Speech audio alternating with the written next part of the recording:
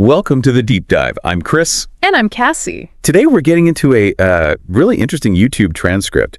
It's Vanessa Van Edwards on the Diary of a CEO. Yeah, this one's great. She's a behavioral investigator, and she really breaks down this whole hidden language of cues. Totally, like body language, tone of voice, the actual words we pick. Yeah. Even like what we wear. Exactly. And our mission today really is to give you, the listener, some actionable stuff.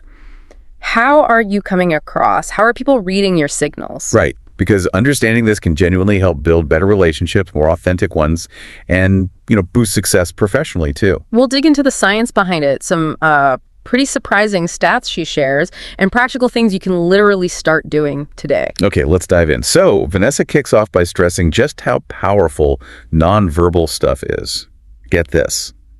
Your brain is 12.5 times more likely to believe gestures over words. Whoa, 12.5 times. Yeah. That's huge. And she explains why, right? It's basically just, it's harder to lie with your body. Totally. Yeah. She has that example, like, try saying 5, but hold up 3 fingers. Oh, yeah, I remember that bit. It kind of short circuits your brain for a sec. Yeah. It really shows how gestures can betray what you're actually thinking. It's a neat trick. And that leads into her background, how she calls herself a recovering awkward person. I think a lot of us can relate to that one. For sure. But she turned that into, her whole career studying the science of these cues to help people build confidence and connect better. And this idea of a hidden language, she says really successful people get it. They know how to read and use these cues. Yeah, and it's not just like a feeling she has. There's research, like the one about sitting near a high performer. Right. Within 25 feet. Oh, yeah. What about it? It can boost your own performance by 15%, just being close. Wow. Okay, that's pretty wild. Proximity power. Mm-hmm. And then she gets into first impressions. This blew my mind a bit. 82%. 82. Yeah. Is based on just 2 things. Okay, what are they? Warmth and competence.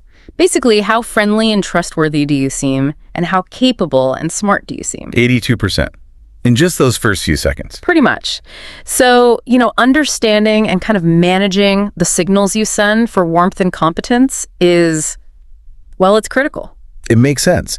It's not just about that first meeting, is it? It's about being remembered the right way, feeling more confident yourself. Absolutely. And she links it to everything. Friendships, romance, getting raises, promotions, even just your general self-esteem. If you're not aware of these cues, You risk being overlooked or people just get the wrong idea about you. Exactly. So how do we signal this stuff? She breaks it down into 4 main channels. All right, let's unpack those. First one's the obvious one, I guess.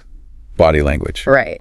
Your face, hands, posture, all that physical stuff. Okay, channel 2. Vocal. So not the words themselves, but how you sound. Your tone, pace, volume, the rhythm of your speech, your cadence. Gotcha. Then there's verbal cues, the actual words. Yeah. And she had that study, the community game versus Wall Street game. Oh, yeah, that was fascinating. Same game, totally different name. And it completely changed how people played, right? Community game players shared way more profit. Just based on that one word, it shows how language primes us. She even says you can tweak stuff like calendar invites with cue-rich words to nudge people towards, like teamwork or strategy. Interesting. Okay, and the 4th channel. Ornaments. Stuff you might not think of as communication, but it is. Colors you wear, jewelry, hair, beard. It all sends signals. Right. So body, vocal, verbal, ornaments, the 4 channels. And then she ties it together with something called the cue cycle. The cue cycle. Okay, what's that? It's basically this feedback loop. You send out cues, people react, and the reaction feeds back and can change the next cues you send out. So it's dynamic. Like if someone gives you a negative vibe. Yeah, like an eye roll or a scoff. She mentioned an experiment where people saw those things. Their pupils actually dilated, their vision widened. Classic fight or flight kicking in. Whoa, just from an eye roll. Yep. Shows how deep those negative cues hit us. So how do you break that cycle if you're getting negative feedback? The key, she says, is to label it in your head. See a lip purse. Think lip purse. Or just acknowledge, okay, that felt like a red flag. Just naming it. Yeah. It creates a bit of mental distance, stops that automatic negative spiral, and lets you choose your response instead of just reacting. Pretty empowering, actually. That makes sense. Okay, let's talk hands. She seems really keen on hand gestures. Calls them windows to the soul. Yeah. And links it back to evolution, checking if someone's holding a weapon. Are they friend or foe? So in first impressions, Yeah. Showing your palms. Big one. The friend signal, she calls it. Makes you look open, non-threatening. And it's not just warmth, right? Hand signal competence, too. Definitely. Competent speakers often use their hands to, outline their ideas, emphasize points, gives a visual structure. That TED Talk study she mentioned was pretty stark. Right. The most popular speakers used way more gestures, averaged 465 in 18 minutes. Compared to 271 for the least popular. Big difference. So more gestures equals more engaging. Or is it just that engaging people tend to gesture more? Good question. Probably a bit of both. Yeah. But she stresses congruent gestures, ones that match your words. That signals honesty, like you really get what you're saying. And people just remember more when the speaker is expressive, uses more intonation and gestures. Exactly. Oh, and the steeple, that specific gesture. Yeah, fingertips touching. High competence cue, apparently. Shows poise, but avoid the finger drumming the evil fingers. That looks impatient or nervous. Okay, this next one really made me sit up. The distance between your earlobe and shoulder. Oh yeah, the confidence gap. Right. She says a smaller gap signals anxiety. It's subtle, but yeah. She suggests consciously trying to maximize it, shoulders down, feeling like your earlobes are out, especially for first impressions or profile pics. Makes you look and feel more confident. Interesting. What about eye contact? Important, obviously, but she adds a specific tip. Yeah. Make contact right at the end of your sentences. To emphasize the point. Yeah, adds conviction. But don't overdo it. In the West, 60-70% is the sweet spot. More than that feels intense, maybe aggressive. Okay. Now the lower lid flex. That was a new one for me. Me too. Biologically, we squint or tighten the lower lid to see far away, right? So doing it subtly signals focus, like you're really concentrating on understanding someone. She said it's common in those sexiest man alive photos, that intense look. Huh. The blue steel cue. Pretty much. A powerful, nonverbal way to show you're locked in. Okay, let's shift to vocal cues again, the downward inflection. Ah, yes. Avoiding that upward lilt at the end of statements, the accidental question tone. Which apparently liars often do. That's what the research suggests. Going down at the end signals confidence, certainty, like President Obama, she mentioned. Even saying your own name, if you say, I'm Chris, with that upward inflection. It undermines you immediately, and that surgeon study. Wow. Tell me about that again. Surgeons who used that question tone for their name and specialty rated lower on warmth and competence and had more malpractice suits. Just from that vocal tick, that's sobering. Totally. Okay, then there's signal amplification bias. Which is basically, we think our feelings are way more obvious than they are. Exactly. You think you're showing enthusiasm, but maybe it's not coming across. So she gives these magic phrases to help bridge that gap, boost likability. Yeah. 3 simple ones. First, I was just thinking of you. Shows genuine connection. Nice. Second. You're always so... Then add a positive trait. You're always so organized. Positive labeling. Okay. And third. Last time we talked, you mentioned. Shows you listen and remember. Powerful stuff. Definitely storing those away.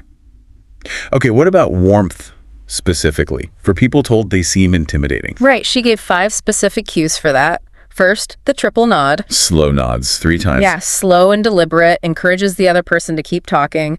Avoid the frantic bobblehead nod. Got it. What's next? The head tilt. Just a slight tilt signals listening, warmth, even useful when delivering bad news, apparently. Makes you seem more empathetic. Again, don't overdo it. Makes sense. Third. The authentic smile. The one that reaches your eyes. The Duchenne smile. A fake smile is worse than no smile, she says. True. People can spot a fake smile a mile off. So, Number 4. the lean. Just a subtle lean in, closes the distance slightly, shows engagement. Not a full bow, just a little closer. Use it like a highlighter for interest. Okay. And the last warmth cue. Nonverbal bridges.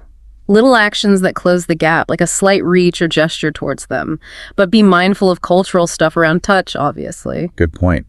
So what about when interactions feel negative or just off? She really stresses trusting your gut.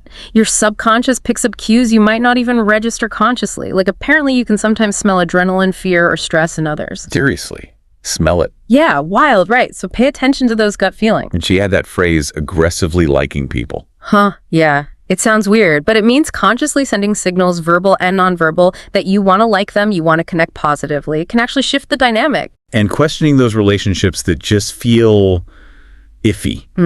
Are they genuinely happy for you? Could you be stuck in one of those negative cue cycles with them? It's about being intentional with your energy. Which leads nicely into leveling up connections with better questions. Yeah. Getting off autopilot. Yes. Ditch the what do you do and how are you? So instead of what do you do? As something like, are you working on anything exciting recently? Or even just, what's your goal right now? Oh, I like that goal one. And for deeper stuff, She suggests, what book, movie, or TV character is most like you and why? Gets into their self-narrative. that's a great one. Okay, quick bit on personal branding. Key takeaway. Authenticity. Don't aim for perfect. People expect flaws, the other shoe effect. So sharing a vulnerability early on can actually build trust. Yeah, makes you human. But she warns against deficiency promotion, basing your whole brand on past trauma. Focus on what you bring to the table, what you aspire to. Makes sense. She also touched on gender differences in reading body language. Right. A study found women tend to use more brain areas, take a more holistic narrative view when looking at body language pics, Whereas men. tend to be more cue focused, looking at specific signals, just something to be aware of potential biases in how we interpret things. Interesting. And the big question, can charisma be taught? Is it learnable? Her answer is a clear yes. Even if you feel super awkward, you can learn this stuff. And the tactics create a kind of positive feedback loop, right? You try something, it works, you feel more confident, you try more. Exactly. Small changes can have a really big ripple effect on your life. Okay, spotting liars. Yeah. The accuracy rate is pretty low, isn't it? Shockingly low, like 54%. Barely better than flipping a coin, so don't get cocky about your lie detecting skills. But there are statistical tells, Yeah. things to watch for. Yeah, clues not proof, but flags. That question inflection on statements, especially about numbers or timelines, a sudden drop in voice volume, big inconsistencies between words and body language, saying yes, shaking head no. Mismatched facial expressions. Especially fleeting looks of disgust, like the nose wrinkle or upper teeth flash. Liars might show that towards themselves. Oh, and sniffing, like a subconscious disgust reaction. Sniffing. Weird. Okay. Something else she flagged was ambivalent relationships. This is ones where you're just not sure where you stand, if they like you back. Those are actually worse than clearly toxic ones. More draining, apparently. Cause more stress and unhappiness because of the constant uncertainty. So the advice is, Focus on the good ones. Try to move the ambivalent ones up to real connection, or let them go. Conserve your energy. make sense? And starting conversations, if you find that hard. Keep it simple. Don't agonize over the opener. Just, hey, I'm Chris, or hi, I'm Cassie. Your body language does a lot of the heavy lifting initially. And then move past the boring questions quickly. Yeah, ask that excitement question, maybe. Do anything fun or exciting this past weekend? Get them talking about something positive. Right. Okay, that brings us towards the end. Time for our closing tradition question. Okay, let's hear it. Today's question is, when in your life did you try to outrun your pain? And what was the consequence? When in your life did you turn and face your pain, and what was the consequence? Ooh, deep one. Okay, you go first. Okay, well, thinking about communication, I guess there was a time, maybe a presentation that didn't go well early on. My instinct was just to avoid thinking about it, bury myself in other tasks, sort of outrun the embarrassment. It's a Quinn. Just lingering anxiety about presenting again. Didn't really learn from it. It wasn't until later when I actually kind of replayed it, faced what went wrong. Maybe my cues were off. Maybe I seemed unsure that I could actually improve. Facing it, painful as it was, led to growth. That totally resonates. It ties back to that self-awareness, doesn't it? You can't fix the signals you're sending if you don't face what's happening internally first. Exactly. So, listener, wrapping up this deep dive, the big takeaway is just how much power lies in understanding and using these cues intentionally. Body, voice, words, ornaments, they all matter. Yeah, and it's learnable. You can get better at this. It can genuinely improve your connections, your confidence, your career. We really encourage you to just pick one thing. Maybe the head tilt, maybe asking that excitement question.